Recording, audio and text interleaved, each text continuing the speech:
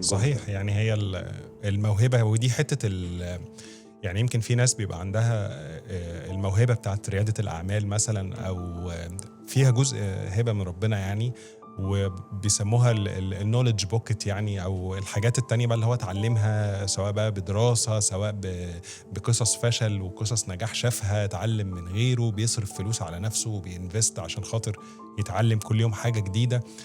بيترجم النوليدج دي، لو ما ترجمتش المهارات على أرض الواقع، يقدر يستخدمها في ان هو يقوم البيزنس، في ان هو يبني تيم، في ان هو ده كل ده بيقولوا سكند بوكت يعني اوف سي او سكند بوكت اوف اي حد بيليد اي بيزنس. يوصلوا للثيرد بوكت اللي هو النتورك.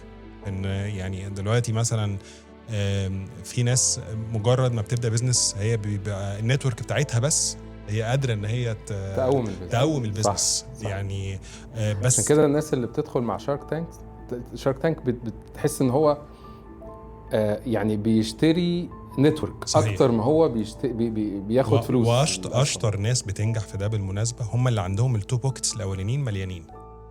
هو عنده البوكيت بتاع النوليدج، وبعدين عنده البوكيت بتاع السكيلز، خلاص، بس هو ناقصه نتورك. فلما بيجي يتحط في الاختبار ده او بيدخل العالم ده بيبقى جاهز. لما بيحصل ان انت تدخل على بوكيت النتورك ده ومفيش نوليدج ومفيش سكيلز، الناس بتكتشف ان ده فاضي، الديل بيبوظ. النتورك دي بتبقى بالعكس، بقى فاير باك. الناس تقول لك ده الراجل ضحك علينا، ده ما طلع ابيض بس بيعرف يشو اوف، لكن هو ما عندوش حاجه. ويمكن ما هو دي بقى الحته، ان النتورك بقى لما بتكون جايه لحد مظبوط بتوديه للريسورسز الانليميتد، بقى تتفتح ليه بقى الفرص والحظ اللي احنا بنحكي عنه،